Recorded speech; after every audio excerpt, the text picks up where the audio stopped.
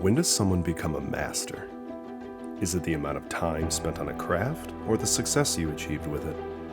In this Adorama original series, we'll travel throughout the United States and discover people who spent countless hours perfecting their craft and finding their own voice.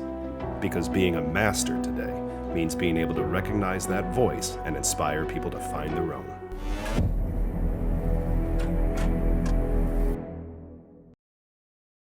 I like to say my work has a lot to do with potential energy.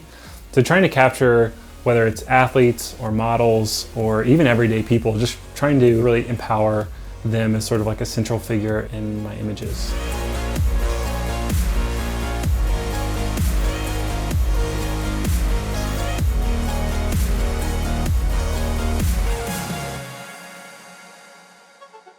My name is Betzel. I'm a photographer, director, and creative director. Based in Austin, Texas, but shoot a lot of my work in New York. Most of my work is in the fashion, fitness, and sports space. So I think I kind of figured out my style first. In 2016, I was in a contest. It was for Adobe, and I had to create an image in 24 hours. The theme of the contest was movement. So up until that point, I had been a photographer shooting everything, shooting all different styles. But then in that contest, I had a really talented break dancer, and he did this one move where he was balancing on his head. So he was doing a headstand, and I caught this like really incredible image that ended up winning the competition. And it was like kind of in that moment and in that shoot where I realized like this is actually what I'm passionate about shooting, and also like where I feel like my talents are best used. Most of my work is in the commercial fashion and fitness space. I think when I first started, I used to get a little nervous and like try to shoot what I thought that the client wanted. And now, I'm comfortable enough in my own style and comfortable enough knowing why I got hired to shoot a project that I know what they're looking for. And it's really just kind of what I want to see and what I envision out of an image.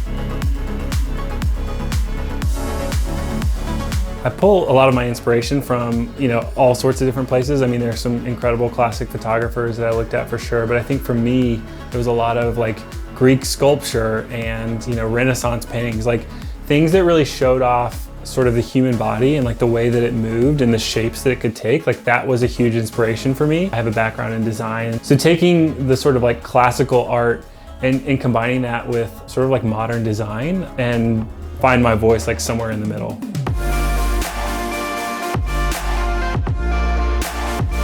So generally with a shoot, I kind of start with the talent. What's their background? What's their sport? What's their movement? What are they good at?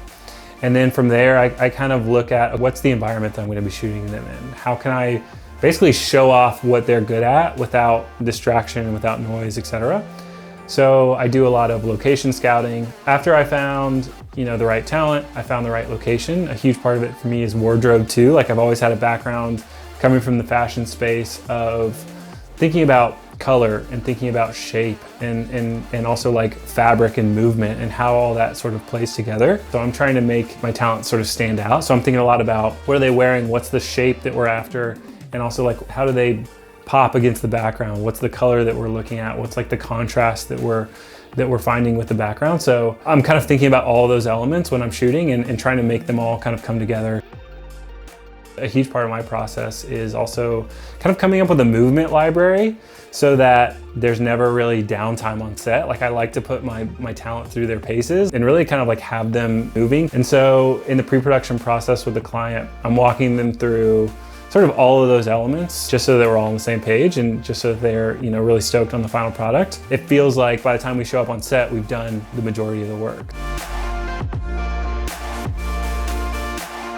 These days, a lot of my shoots are both photo and video. So a lot of times we'll use constant lighting. I love a good S60 panel where I can get, full RGB. I get hired a lot to do sort of interior, like really colorful sets where I'm lighting with gels and different colors of lighting. So that's a huge part of my process. In terms of photo shoots, a lot of my work really leans on pro photo gear. I use a lot of strobes. So that's generally my process is being able to use strobe, maybe go to LED if we're indoors, but I like to have the option to do both.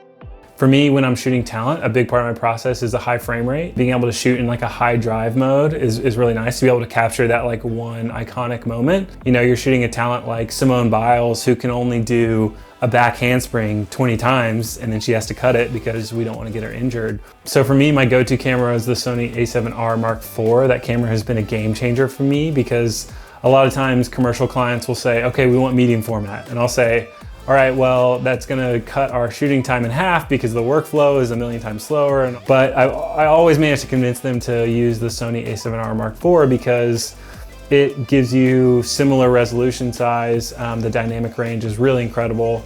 And then it just allows me to work a lot faster. The workflow is so much more efficient. So I've used everything from starting out with the Sony a7 Mark II when they first jumped to mirrorless, but the Sony a7R Mark IV is really my go-to. And then the Sony a7 Mark IV I really love as well for photo and video work too. It's just a really versatile camera at a really incredible price too. So that camera has been a really great addition for me as well. There are two lenses that I use all the time.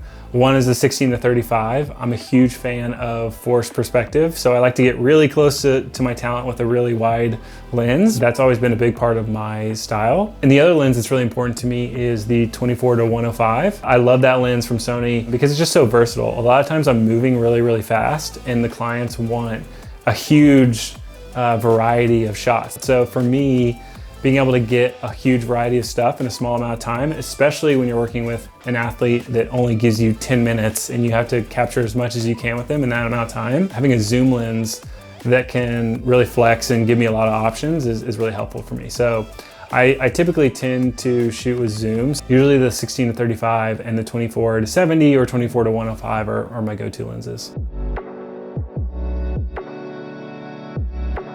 A big part of my style is actually post-production. When I'm on set, I try to have a very clean, very clear, like focused frame. I try to use leading lines and all that sort of stuff. But then in post, when I'm really running through my images, I'm trying to find the image that feels like sort of that hero moment. So the first thing I do is when I pull an image in, I kind of like play with the geometry of it a little bit. I make sure that, you know, everything's kind of like leading towards the talent. And then I make sure to clean everything out. So I'll get rid of, you know, anything that's distracting, whether that's like things just like, you know, a piece of paper on the ground or just like some leaves or whatever it is. Or it's something bigger like, okay, there's a really nice angle here of this roof and there's a building in the background. Let's just get rid of that so that it's just clean sky and then I can have a very like designed image. But a lot of what I do is spend time with color. And so I probably have, you know, a dozen different color layers where first things first, I'm adjusting for, you know, just skin tone and that sort of thing. But then really playing with complementary colors. So like, how does, whether it's the sky or it's the color of the background, how does that contrast or pair with the talent's wardrobe? I'll just play with colors until they feel either monochromatic or complementary. Another thing that really makes my style is sort of my contrast. So a lot of people will just jump into an image and play with the contrast slider. I don't actually ever really touch the contrast slider. I like to make sure that my whites and my blacks are very true. Like so I really deepen my blacks to have like a true black, and then I'll actually like raise my whites to have a very true white. I feel like I'm stretching the image a little bit, stretching the dynamic range. I felt like that really helped me kind of like define my style.